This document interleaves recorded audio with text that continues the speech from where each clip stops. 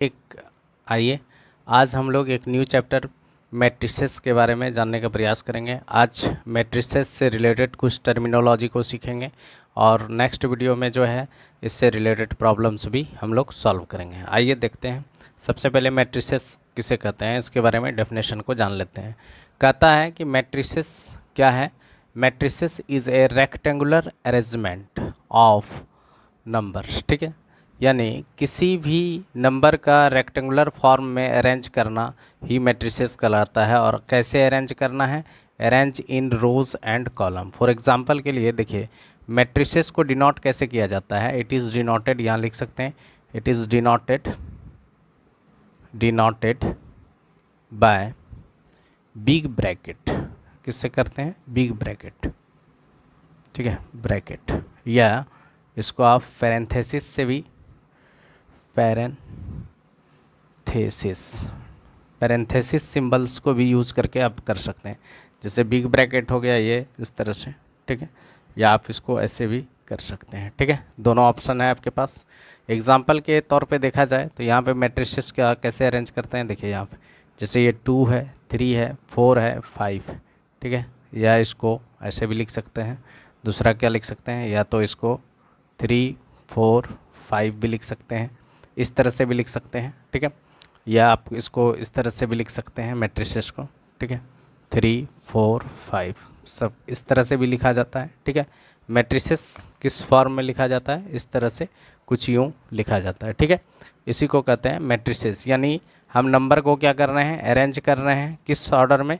यानी rectangular form में arrange कर रहे हैं। ठीक है, इसी फॉर्म को हम लोग क्या कहते हैं? Rectangular arrangement of the numbers arrange in row and column. अब देखिए यहाँ पे नेक्स्ट पॉइंट के बारे में हम लोग सीखने के प्रयास करते हैं। अब देखिए मैट्रिसेस को हम लोग क्या जाने कि मैट्रिसेस को अरेंज करते हैं, ठीक है, रो एंड कॉलम के फॉर्म में। ठीक है, रो एंड कॉलम के फॉर्म में अरेंज करते हैं।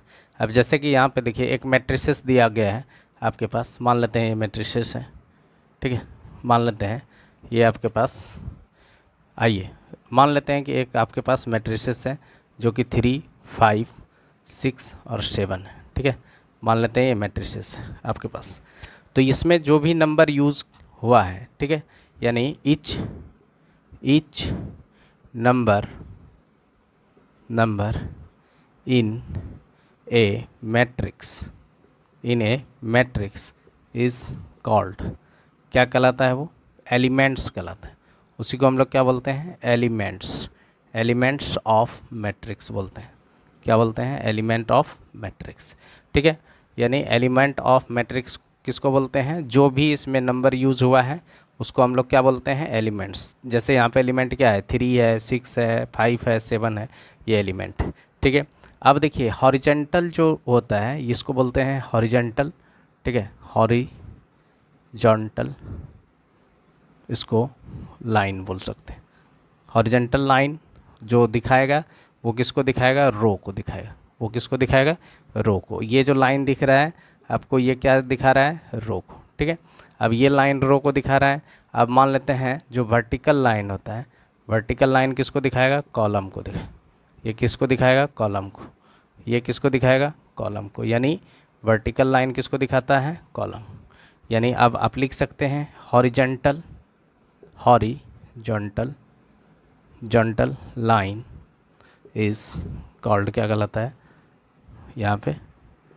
ठीक है, या आप लिख सकते हैं horizontal arrangement of the element is called, क्या कहलाता है? रो कहलाता है। ठीक है, यहाँ पे ये भी लिख सकते हैं हॉरिजॉन्टल अरेंजमेंट ऑफ एलिमेंट। अब एलिमेंट्स किसको बोलते हैं? आपको एलिमेंट्स इज कॉल्ड, क्या कहलाता है? रो कहलाता है। ठीक है, तो रो को हम लोग इस तरह से डिफाइन कर सकते हैं। फिर देखिए आपके पास दूसरा क्या है? कॉलम है। ठीक है, क्या है? दूसरा कॉलम। दूसरा क्या है मेरे पास? कॉलम है। ठीक है, कॉलम को देख लेते हैं। ठीक है, कॉलम्स क्या होगा? यहाँ पे कॉलम को ऊपर में डिफाइंड कर देते हैं। कॉलम क्या होता है? वर्टिकल जो होता है vertical arrangement of element of elements is called, क्या कहलाता है, इसको हम लोग कहते हैं कॉलम। इसको हम लोग क्या बोलते हैं, कॉलम बोलते हैं। यानी अगर आपका कॉलम है और ये कैसा है, वर्टिकल अरेंजमेंट अगर एलिमेंट का है तो इसको हम लोग क्या बोलेंगे, कॉलम बोलेंगे। हॉरिजॉन्टल को क्या बोलेंगे, रो बोलेंगे। ठीक है।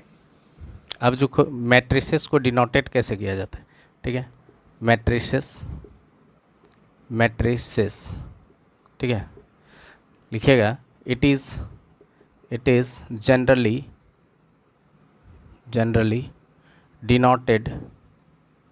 denoted by कैपिटल लेटर, ठीक है। कैसे डिनोट करेंगे, कैपिटल लेटर। जैसे कि ए बराबर यहाँ पे लिखेंगे, क्या लिखेंगे, 3 4 5 6, तो ये क्या कहलाएगा, मैट्रिक्स, ये क्या कहलाएगा, मैट्रिक्स ए। ठीक है, ये मैट्रिक्स ए है। ठीक है, इसको हम लोग क्या बोलेंगे, मैट्रिक्स ए बोलेंगे। इसको हम लोग क्या बोलेंगे, मैट्रिक्स ए। तो आसान है, बहुत आसान चैप्टर है, बहुत आसान है। ठीक है, बहुत ईजी चैप्टर है। ठीक है, लेकिन इसमें अगर टर्म आप नहीं जान रहे हैं, इसके टर्मिनोलॉजी को नहीं जान रहे हैं, तो फिर ये टफ हो जाएगा। ठीक है, तो इसके टर्मिनोलॉजी को पहले सीखेंगे और फिर इससे रिलेटेड हम लोग प्रॉब्लम्स को भी सॉल्व करेंगे। आइए सीखते हैं नेक्स्ट टर्म। अब हम लोग सीखेंगे ऑर्डर ऑफ मैट्रिक्स। ठीक है, ठीक है, ऑर्डर ऑफ मैट्रिक्स क्या सीखेंगे, order of matrix. Order of matrices कैसे लिखा जाता है, ऑर्डर ऑफ मैट्रिसेस कैसे लिखा जाता है। सबसे पहले इसमें क्या लिखा जाता है, नंबर ऑफ रोज़। ठीक है, रोज़ इनटू क्या लिखते हैं, नंबर ऑफ कॉलम्स। ठीक है, नंबर ऑफ कॉलम्स। यानी सबसे पहले हम लोग किसको लिखेंगे, रोज़ को लिखेंगे, देन किसको लिखेंगे हम लोग, कॉलम्स को। ठीक है, अगर ये देखें, जैसे कि अगर मान लेते हैं यहाँ पे कोई मैट्रिक्स, मान लेते हैं ये 2 है, 3 है, 5 है, 7 है, 6 है, 9 है, मान लेते हैं इस तरह का कोई मैट्रिक्स है मेरे पे, क्या है, ये एक मैट्रिक्स है। अब देखिए इसमें कॉलम की बात करें, कॉलम की अगर हम इसमें बात करें तो कॉलम कितना है, कॉलम है यहाँ, सॉरी रो की बात करें तो रो कितना है, R1 और फिर R2, यानी R2, रो कितना है, 2। अगर कॉलम की बात करें तो यहाँ पे क्या है, C1 और फिर है C2 फिर C3, यानी कॉलम कितने हैं, 3 और रोज़ कितना है, 2। तो यहाँ पे ऑर्डर ऑफ मैट्रिक्स क्या हो जाएगा, ऑर्डर ऑफ मैट्रिक्स कैसे लिखेंगे, ऑर्डर ऑफ मैट्रिक्स लिखेंगे, पहले लिखेंगे हम लोग किसको, रो को, रो कितना है मेरे पास 2। ठीक है, और कॉलम कितना है 3, तो इसको हम लोग इस ऑर्डर में लिखेंगे। इसी को कहते हैं ऑर्डर ऑफ मैट्रिसेस। ठीक है, इसी को हम लोग क्या बोलते हैं, किस नाम से जानते हैं, ऑर्डर ऑफ मैट्रिसेस के नाम से जानते हैं। बहुत आसान चैप्टर है। ठीक है, सिर्फ लेकिन समझना है कि कैसे हम इसको, ठीक है। अब देखिए यहाँ पे ऑर्डर ऑफ मैट्रिसेस, हम ऑफ मैट्रिसेस क्या सीखेंगे, टाइप्स ऑफ मैट्रिसेस क्या सीखेंगे, टाइप्स ऑफ मैट्रिसेस। ठीक है, मैट्रिसेस, टाइप्स ऑफ मैट्रिसेस। सबसे पहले हम लोग सीखेंगे रो मैट्रिक्स। ठीक है, किसके बारे में सीखेंगे, रो मैट्रिक्स। ठीक है, पहला जो टाइप होगा रो मैट्रिक्स। ठीक है, रो मैट्रिक्स किसको कहते हैं, ठीक है, ऐसा मैट्रिक्स जिसमें केवल एक ही रो हो। ठीक है, ठीक है, यहाँ पे देखिए ए मैट्रिक्स लिख सकते हैं, ए मैट्रिक्स विच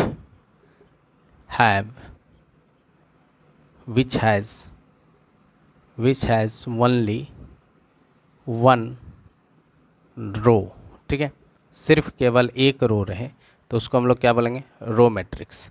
यानी एग्जाम्पल के तौर पे देख सकते हैं, अगर मेरे पास यहाँ पे है ए है, बी है, सी है, ठीक है, और यहाँ पे मान लेते हैं 2 है, 3 है, ठीक है, कोमा नहीं देना है। ठीक है, कोमा यूज़ नहीं होता है इसके बीच में, कोमा का यूज़ नहीं करेंगे। ठीक है, सिर्फ ऐसे लिखेंगे, यानी स्पेस देंगे, कोमा का यूज़ नहीं करेंगे। ठीक है, कोमा का यूज़ नहीं करेंगे। यहाँ पे और लिख देते हैं। ठीक है, यहाँ पे और लिख देते हैं, उसके एलिमेंट के बीच में सेपरेट कोमा से नहीं करेंगे। ठीक है, ऐसे ही लिखेंगे स्पेस दे करके। ठीक है, स्पेस दे करके हम लोग लिखेंगे, बहुत आसान है।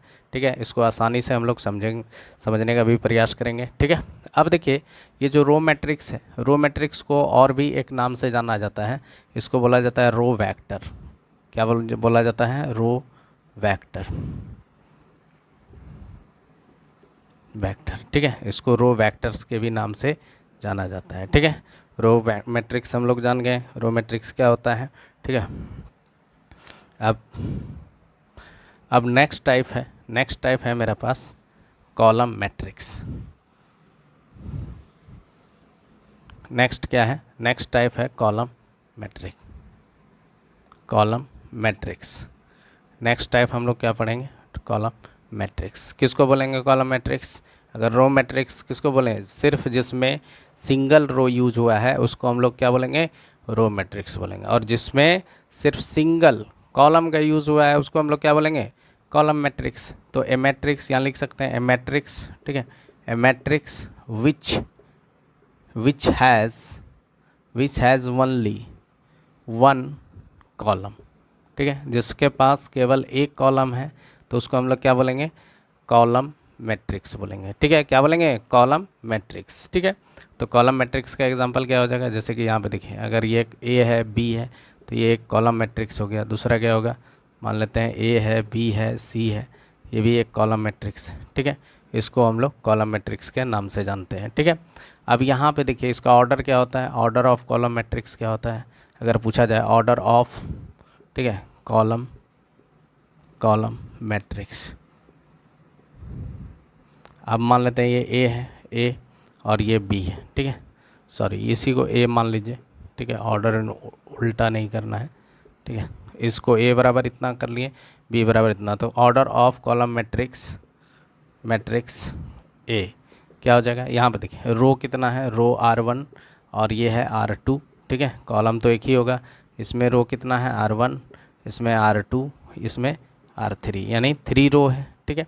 इसमें 3 रो है, इसमें 2 रो है, तो ए का ऑर्डर लिख रहे हैं तो इसमें ऑर्डर कैसे, पहले किसको लिखते हैं, रो को लिखते हैं, देन कॉलम को लिखेंगे, ठीक है। पहले क्या होना चाहिए, number of rows and then number of columns लिखेंगे, ठीक है।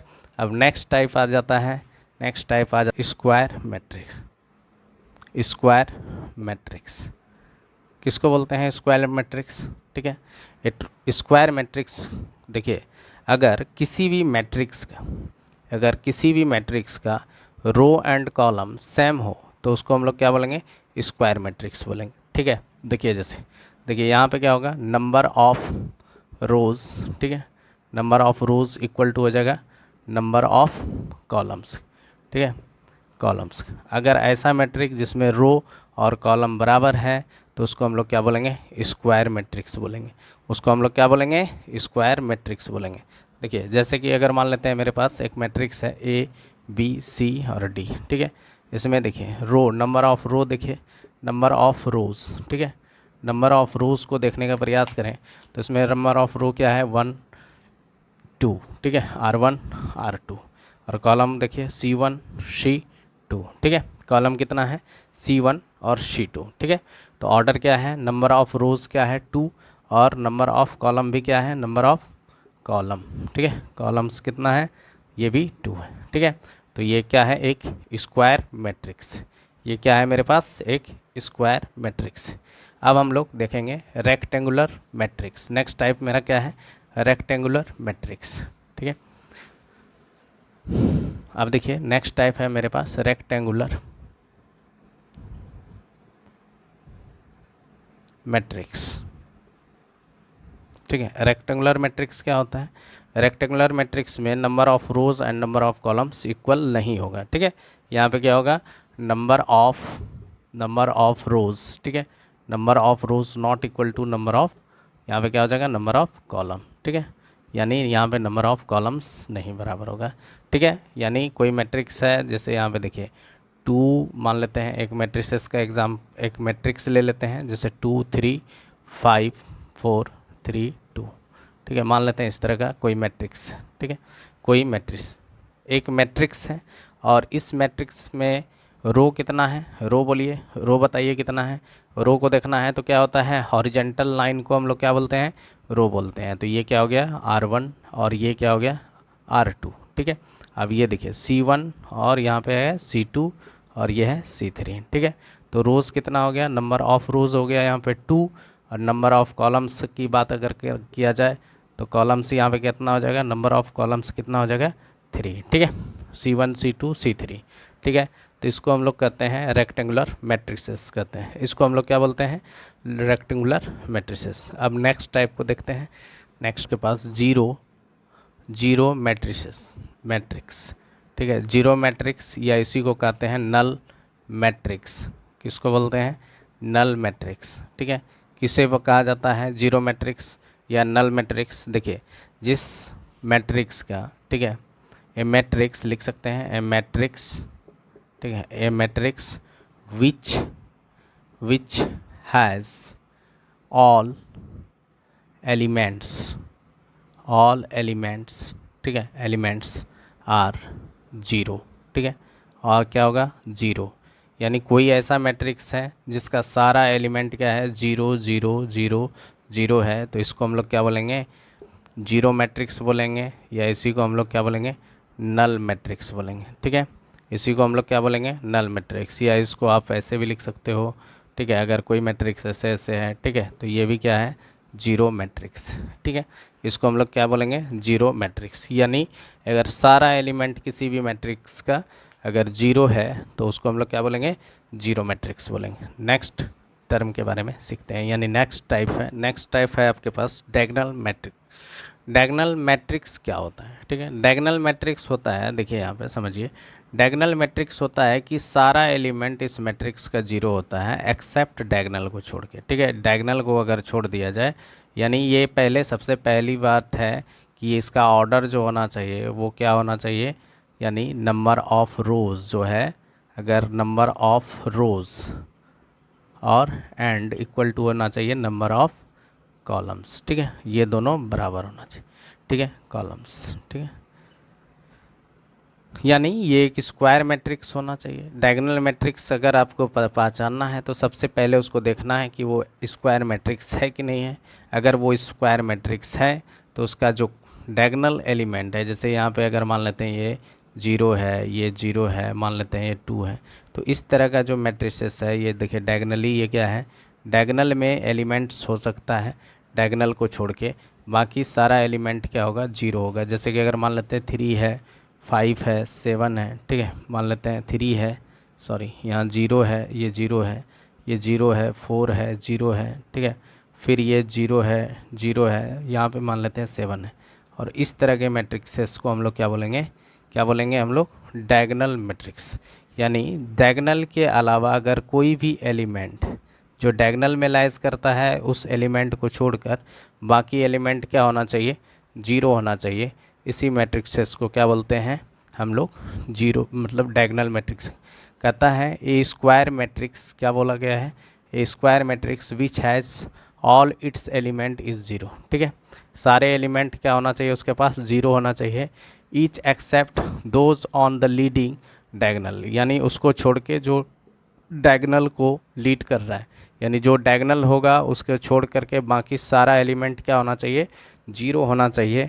और इसी को हम लोग क्या बोलते हैं, अगर ये जीरो है सारा एलिमेंट डायगोनल को छोड़ करके, तो उसको हम लोग क्या बोलते हैं, डायगोनल मैट्रिक्स बोलते हैं। क्या नेक्स्ट टाइप क्या दिया है, यूनिट मैट्रिक्स, या इसी को बोल देते हैं, इसी को हम लोग दूसरे नाम से जानते हैं आइडेंटिटी ऑफ मैट्रिक्स। क्या होता है आइडेंटिटी ऑफ मैट्रिक्स, इसमें सिंपल सी बात है, बोला गया है कि सारा ये भी एक डायगोनल मैट्रिक्स है, क्या है, एक डायगोनल मैट्रिक्स है। डायगोनल मैट्रिक्स में अभी हम क्या पढ़ें कि डायगोनल मैट्रिक्स में क्या होता है, जो डायगोनल होता है उसके अलावा जो भी एलिमेंट्स होता है डायगोनल को छोड़ करके, ठीक है, जो भी एलिमेंट्स होता है वो क्या होता है, ठीक है, डायगोनल के अलावा जो भी एलिमेंट होता है वो जीरो होता है, ठीक है, और जो डायगोनल को लीड करता है उसे छोड़ करके। अब यहाँ पे कहता है यूनिट या आइडेंटिटी मैट्रिक्स, इसमें क्या होता है कि डायगोनल में जितने भी एलिमेंट्स होंगे वो क्या होंगे, वन ही होंगे, तो उसको हम लोग क्या कहते हैं, यूनिट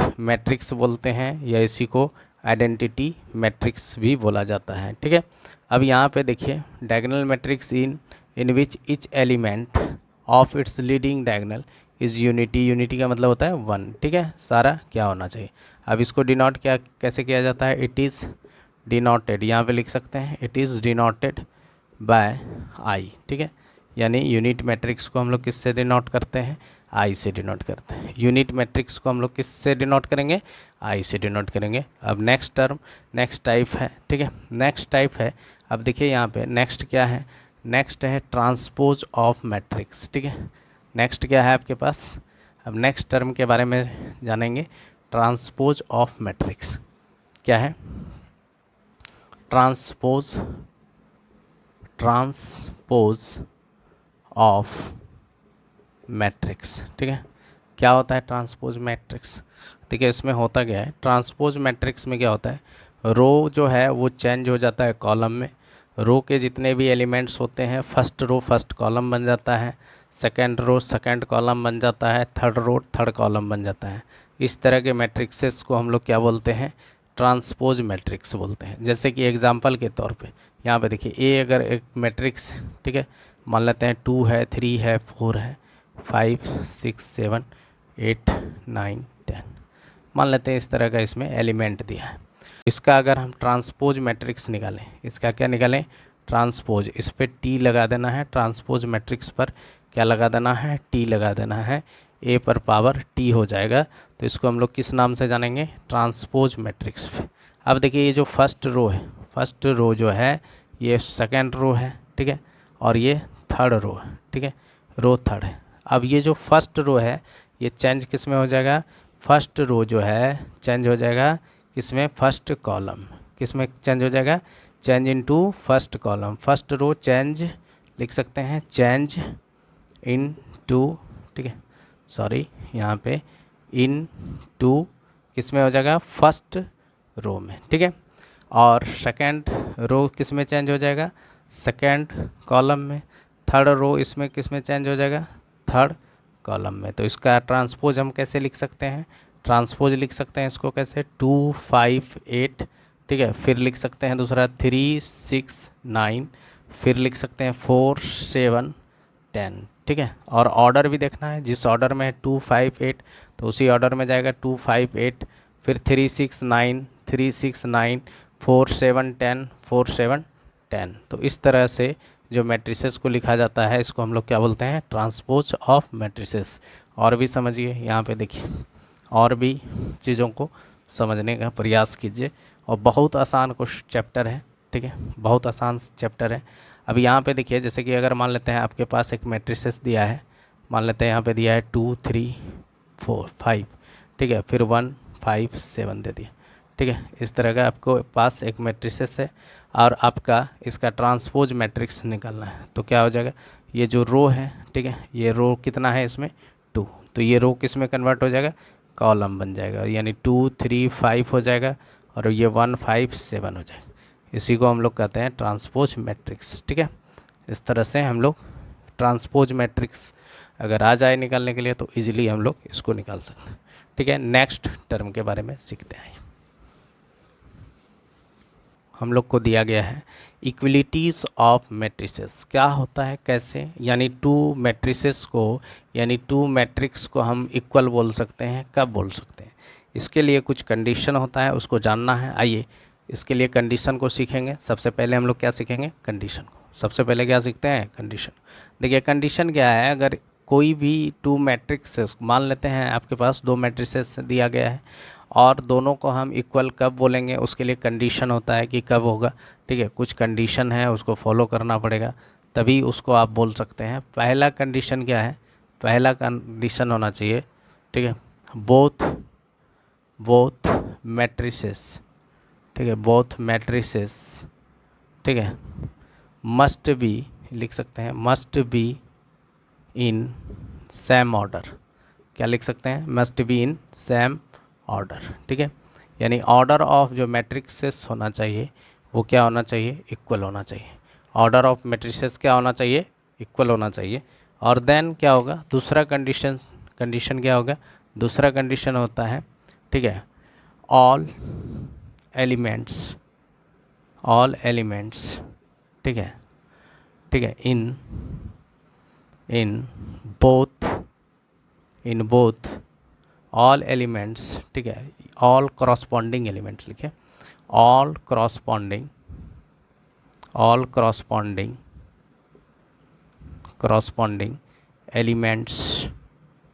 एलिमेंट्स ऑफ बोथ, ठीक है, both matrices, matrices must be क्या होना चाहिए, मस्ट बी सेम। यानी पहला कंडीशन है कि ऑर्डर दोनों मैट्रिसेस का सेम होना चाहिए। दूसरा कंडीशन क्या दिया गया है, दूसरा कंडीशन दिया गया है कि उसमें जितने भी एलिमेंट्स हैं यानी क्रॉसपॉन्डिंग एलिमेंट्स, देखिए यहाँ पे एग्जांपल के तौर पे अगर आप सीखना चाहते हैं तो यहाँ पे देखिए, जैसे ये 2 और 3 है, 5 7 है, ठीक है। तो यहाँ पे ये देखिए 2 है, 3 है, 5 है, 7 है। तो ये अगर मान लेते हैं ए बराबर ये मैट्रिसेस है और ये मान लेते हैं बी बराबर है, तो ए बराबर आप बोल सकते हैं कि ए मैट्रिसेस जो है, ए मैट्रिक्स जो है वो बी के बराबर है। ए मैट्रिक्स क्या है, वो बी के बराबर है। दूसरा कंडीशन, अब देखिए यहाँ पे क्या है, अगर आपके पास एलिमेंट सेम है, मान लेते हैं एलिमेंट क्या, यानी क्रॉसपॉन्डिंग एलिमेंट सेम होना चाहिए। ऐसा नहीं कि सिर्फ एलिमेंट सेम होना चाहिए। जैसे ये 2 5 है, अगर यहाँ पे 7 और मान लेते हैं 3 दे दिए, और दूसरा बी मैट्रिक्स से सेम ले लिए 2 7 और 5, और यहाँ पे लिख लिए, मान लेते हैं यहाँ पे 3 ले लेते हैं और यहाँ पे 7 लिख लेते हैं। तो ये क्रॉसपॉन्डिंग यानी 2, अगर फर्स्ट रो यहाँ पे देखिए रो, इसको अगर मान लेते हैं इंडेक्स नंबर मान लेते हैं ये 0 है और ये 1 है, ये 0 है, ये 1 है, तो 0 0 पर 2 है, तो यहाँ पे भी 0 और 0 पे क्या होना चाहिए, 2 ही होना चाहिए। यानी 0 रो एंड 0 कॉलम, ठीक है। यानी फर्स्ट रो फर्स्ट कॉलम, ठीक है। फर्स्ट रो फर्स्ट कॉलम में अगर डेटा जो होगा वही दूसरे भी मैट्रिक्सेस का सेम होना चाहिए। यानी क्रॉसपॉन्डिंग जो है एलिमेंट्स क्या होना चाहिए। आप एडिशन करते हैं, नेक्स्ट क्या है, एडिशन ऑफ मैट्रिक्सेस, ठीक है। एडिशन ऑफ मैट्रिक्सेस अगर आप करते हैं कि 2 मैट्रिक्स या 2 से ज़्यादा मैट्रिक्सेस को अगर ऐड करते हैं, ठीक है, तो कैसा, सबसे पहला यहाँ पे कंडीशन है, ठीक है। कंडीशन क्या होगा कि ऑर्डर ऑफ मैट्रिक्सेस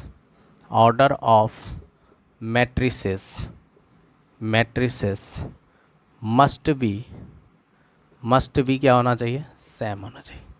अगर ऐड कर रहे हैं तो ऑर्डर ऑफ मैट्रिसेस क्या होना चाहिए, मस्ट बी सेम होना चाहिए। एलिमेंट सेम है या नहीं है उससे कोई मतलब नहीं है।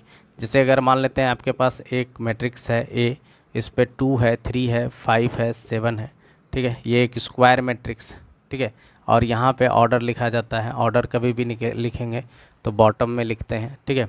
अब जैसे कि मान लेते हैं, वो भी समझा देते हैं, एक टर्म है जो छोटा सा पॉइंट है उसको भी हम बता देंगे कि कैसे मैट्रिसेस को लिखा जाता है। अब यहाँ पे देखिए बी एक मैट्रिसेस, ठीक है। बी आपके पास एक मैट्रिसेस है जो 7 है, 6 है, 5 है, 9 है, मान लेते हैं ये, इसका भी ऑर्डर 2 है, 2। सबसे पहले ऐड करने से पहले सबसे पहले आपको देखना है कि ऑर्डर सेम है कि नहीं। अगर ये 2 × 2 है तो ये भी 2 × 2 होना चाहिए ऑर्डर में। यानी नंबर ऑफ़ रोज़ अगर यहाँ पे 2 है और नंबर ऑफ़ कॉलम्स 2 है, तो सेकेंड मैट्रिसेस का भी नंबर ऑफ़ रोज़ भी 2 होना चाहिए और नंबर ऑफ़ कॉलम भी 2 होना चाहिए, ठीक है। अब यहाँ पे देखिए, यहाँ पे अगर हम देखते हैं, ठीक है, यहाँ पे क्या देखते हैं कि अगर मान लेते हैं, अब ये क्या करेंगे, ऐड कर लेंगे a + b। अगर a + b को ऐड करते हैं तो क्या होगा, क्रॉसपॉन्डिंग एलिमेंट को ऐड करेंगे। यानी फर्स्ट रो फर्स्ट कॉलम का एलिमेंट यानी 2 है और इसमें 7 है, क्रॉसपॉन्डिंग एलिमेंट 7 है, तो इसको ऐड कर लेंगे। फिर 3 और 6 है तो यहाँ पे 3 + 6 कर लेंगे, ठीक है। फिर यहाँ पे देखिए क्रॉसपॉन्डिंग एलिमेंट यहाँ पे 5 है, यहाँ पे भी 5 है, ठीक है। तो 5 और 5 कर लें। इसके प्लस 7 है तो यहाँ पे भी 7 है, 7 + 7 कर लेंगे। और इस तरह से जो रिज़ल्ट आएगा वो मेरे पास क्या होगा, 7, 2 + 7 9 हो गया, 5 + 5 10 हो गया, 6 + 3 9 हो गया, 7 + 7 कितना हो गया, 14 हो गया। तो ये हो गया मेरा a + b मैट्रिसेस आ गया है, ठीक है। a + b मैट्रिक्स, ठीक है। ये है एडिशन ऑफ मैट्रिसेस। और एडिशन ऑफ मैट्रिसेस के लिए क्या कंडीशन है कि जो ऑर्डर ऑफ मैट्रिसेस है दोनों का सेम होना चाहिए। ये ज़रूरी नहीं कि नंबर ऑफ़ रो इसमें अगर 2 है, कॉलम है, तो अगर आपको इस तरह से भी मैट्रिसेस दे सकता है कि 2 3 5 7 6 9, ठीक है। इसमें देखिए नंबर ऑफ़ रोज़ कितना है 2, नंबर ऑफ़ कॉलम्स कितना है 3, इसका ऑर्डर ये है। तो सेकेंड मैट्रिसेस भी इसी ऑर्डर में रहना चाहिए, 2 × 3 के ऑर्डर में रहना चाहिए। जैसे अगर मान लेते हैं यहाँ पे ले लेते हैं 3 है, 7 है, 6 है, 2 है, 9 है, 5 है, ठीक है। तो इसका भी ऑर्डर क्या है, 2 × 3, ठीक है। तो ऑर्डर अगर सेम है तब ये दोनों मैट्रिक्सेस को हम लोग ये दोनों मैट्रिक्स को हम लोग क्या कर सकते हैं, ऐड कर सकते हैं। अगर ऑर्डर सेम है, ऑर्डर अगर डिफरेंट हो जाएगा तब ऐड नहीं होगा, वहाँ पे लिख देंगे not, it is not possible to add these matrices, ठीक है, it is not possible to add them, ठीक है, यानी वो ऐड नहीं किया जा सकता है, ठीक है। नेक्स्ट देखिए आपको टर्म है एडिशन, आप सब सीख लिए, एडिशन ऑफ मैट्रिसेस सीख लिए। अब नेक्स्ट है आपके पास, नेक्स्ट जो है इसी जगह सब्सट्रैक्शन ऑफ मैट्रिक्सेस लिखे, ठीक है, सब्सट्रैक्शन ऑफ मैट्रिसेस। इसमें भी क्या होना चाहिए, कंडीशन है, कंडीशन तो हर में रहेगा। कंडीशन क्या है कि ऑर्डर ऑफ, ठीक है, ऑर्डर ऑफ क्या हो जाए, ऑर्डर ऑफ मैट्रिसेस क्या होना चाहिए, मस्ट बी इन सेम, ठीक है, मस्ट बी सेम होना चाहिए, यानी must be same in order, ठीक है, यानी ऑर्डर ऑफ मैट्रिसेस सेम होना चाहिए। जैसे अगर मान लेते हैं यहाँ पे है 3 5, ठीक है, 6 9, ठीक है, ये ए नाम का एक मैट्रिसेस है और एक बी नाम का मैट्रिसेस ले लीजिए 3 7 6 5, ठीक है, ये है, ठीक है। ये आप देखिए ए माइनस अगर बी करते हैं तो क्या हो जाएगा, करॉस्पॉन्डिंग एलिमेंट्स को माइनस करना है, 3 - 3, ठीक है, फिर दूसरा क्या है 6 - 6, ठीक है, 5 - 7, फिर दूसरा क्या है 9 - 5, 9 - 5, ठीक है, यानी पहला ये लेंगे, अगर ए माइनस पहले किसका लेंगे एलिमेंट्स, ए वाले का, सेकंड में किसका लेंगे, बी वाले का एलिमेंट्स, ठीक है, ऐसा नहीं कि बी वाले का पहले लेंगे और ए वाले के, जिसको घटा रहे हैं, जैसे ए में बी को सब्सट्रैक्ट कर रहे हैं, ठीक है, ए में बी को सब्सट्रैक्ट कर रहे हैं, तो इस तरह से रिजल्ट क्या आ गया मेरा, 3 में 3 गया 0, 6 में 6 गया 0, 5 में 5 और यहाँ पे देखिए +5 और -7 क्या हो जाएगा -2, ठीक है, और 9 - 2 ये हो गया 2, ठीक है, यही आंसर, ठीक है, यही आंसर हो गया, ठीक है। तो इस तरह से हम लोग सब्सट्रैक्शन मैट्रिक्स भी जाने। एक पॉइंट हम बता देते हैं, नोट में याद रखिएगा, नोट में ये पॉइंट को याद रखिएगा, नोट में क्या रखिएगा कि अगर मान लेते हैं, सपोज कर लेते हैं, if A is a matrix, क्या है मैट्रिक्स, अगर ए एक मैट्रिक्स, ए यहाँ पे मैट्रिक्स का नाम है, ठीक है, और मैट्रिसेस को डिनोटेड किससे करते हैं, कैपिटल लेटर से, ठीक है, मैट्रिसेस को किससे डिनोट करेंगे, कैपिटल लेटर से, ठीक है। अगर ए मैट्रिसेस है और नंबर ऑफ, यहाँ पे देखिए, एंड नंबर ऑफ रोज़ अगर मान लेते हैं, रोज़ इक्वल टू m है, ठीक है, एंड नंबर ऑफ कॉलम्स, ठीक है, कॉलम्स, ठीक है, कॉलम्स कितना है, कॉलम्स अगर n है, ठीक है, इस तरह से नंबर ऑफ कॉलम्स क्या है, n है, तो मैट्रिसेस को कैसे रिप्रेजेंट करेंगे, ठीक है, देन यहाँ लिख सकते हैं, then matrix A is represented लिख सकते हैं, रिप्रेजेंटेड इन द फॉर्म, क्या लिख सकते हैं, a × m × n, ठीक है, इसका मतलब है इस तरह से आप रिप्रेजेंट कर सकते हैं, ठीक है, ये छोटा सा पॉइंट है, इस तरह से लिखा जाता है। अगर आपको रोज़ यानी ऑर्डर ऑफ मैट्रिक्स दिया है तो ऑर्डर में आपको बताएं कि ऑर्डर में सबसे पहले किसको लिखना है, सबसे पहले रो को लिखना है, देन आपको क्या लिखना है, देन आपको लिखना है कॉलम को, ठीक है, पहले सबसे पहले रो को लिखिए, देन आप कॉलम को लिखिए, ठीक है। अब देखिए यहाँ पे लास्ट टर्म बच जाता है, लास्ट टर्म है एडिटिव इन्वर्स, क्या है, एडिटिव इन्वर्स, ठीक है, एडिटिव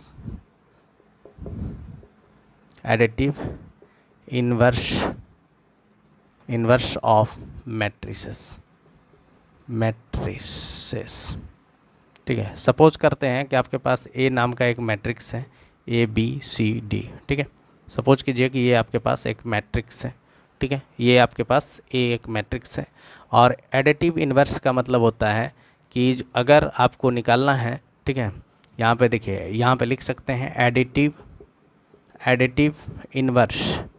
इन्वर्स ऑफ क्या, मैट्रिक्स ए इज़ निगेटिव, क्या होता है, निगेटिव ऑफ मैट्रिक्स ए, यानी additive inverse of matrix A का अगर पूछा जाए तो इसी का निगेटिव मैट्रिक्स क्या कहलाता है, एडिटिव कहलाता है। यहाँ पे देखिए एडिटिव इन्वर्स, ये इसको ए डैश से डिनोट कर देते हैं, ठीक है, इसी को इन्वर्स बोला जाता है। ए इन्वर्स का क्या हो जाएगा, यानी ये सारा, यानी ए जो हो जाएगा वो माइनस ए हो जाएगा। ए इन्वर्स बराबर क्या हो जाएगा, माइनस ए माइनस ए क्या है, अब देखिए ए क्या है आपके पास, ए है, बी है, सी है और डी है। तो ये माइनस से सारे एलिमेंट्स को क्या कर लेंगे, मल्टीप्लाई कर लेंगे। तो यहाँ पे हो जाएगा माइनस ए माइनस बी माइनस सी माइनस डी, ठीक है। इस तरह से आज हम लोग ने जो मैट्रिसेस से रिलेटेड टर्म था वो हम लोग ने सीखा। अब इसके बेसिस पर नेक्स्ट वीडियो में कुछ प्रॉब्लम्स को भी सॉल्व करेंगे, और जो भी छोटा छोटा टर्म है, अगर छोटा टर्म आता है बीच में तो उसको भी हम लोग एक्सप्लेन करेंगे, उसको भी डिटेल में जानेंगे। फिर नेक्स्ट हो जाता है, नेक्स्ट पॉइंट इसमें आता है मल्टीप्लिकेशन ऑफ मैट्रिसेस, उसको भी जानेंगे, ठीक है, उसको जानेंगे नेक्स्ट वीडियो में, ठीक है। तो अगर आप लोग को सेशन अच्छा लगता है तो लाइक एवं सब्सक्राइब ज़रूर कीजिए और अपने दोस्तों के बीच में शेयर कीजिए। आज के लिए इतना ही, धन्यवाद।